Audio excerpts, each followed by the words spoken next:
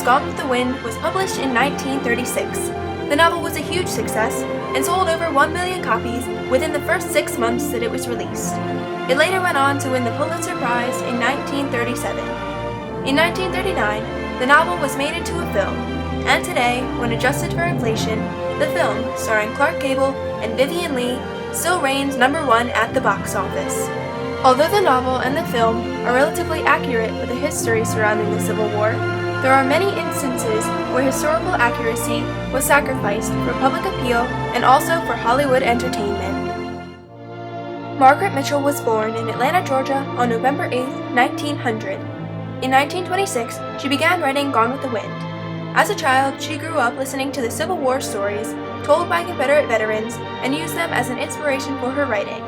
Mitchell died in 1949, making Gone with the Wind her only novel. And today, more than 30 million copies of her Civil War masterpiece have been sold worldwide.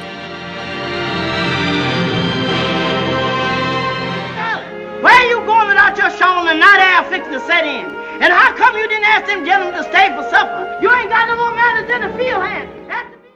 One of the major inaccuracies in both the novel and the film is the biased aspect of slavery and Southern life during the Civil War. Mitchell romanticizes the roles that the slaves played in the everyday lives of rich white people and fails to show the true and often horrifying aspects of being a slave. Many aspects that depicted Southern life in a negative way were either glossed over or completely eliminated. Also in the novel, Scarlett O'Hara has a child with each of her husbands. Wade with Charles Hamilton, Ella with Frank Kennedy,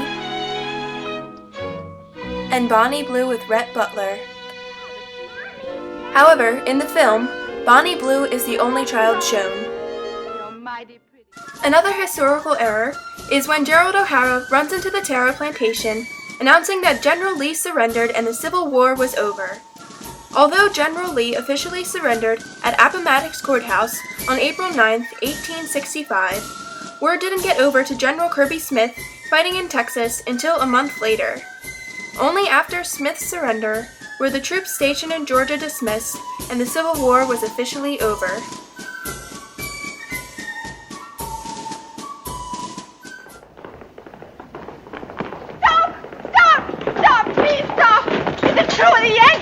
On the other hand, the film and novel's depiction of Sherman's march to the sea and the burning of Atlanta are true to what happened historically. Union General William Tecumseh Sherman led a destructive march through Georgia, purposely targeting infrastructure and civilian property to diminish morale and undercut the Confederacy war effort. That's much for the Yankees to take, huh?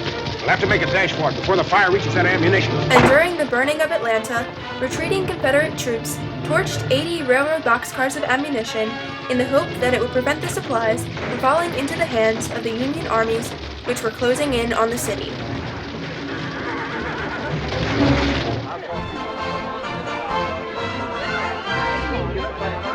Also in the film, the costumes, designed by Walter Plunkett, are historically accurate to the Civil War time period.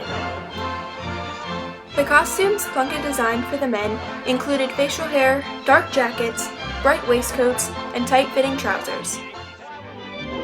And for the women, he designed Regency gowns, hoop skirts, corsets, elaborate hats, and petticoats, all of which were popular items of clothing during the time.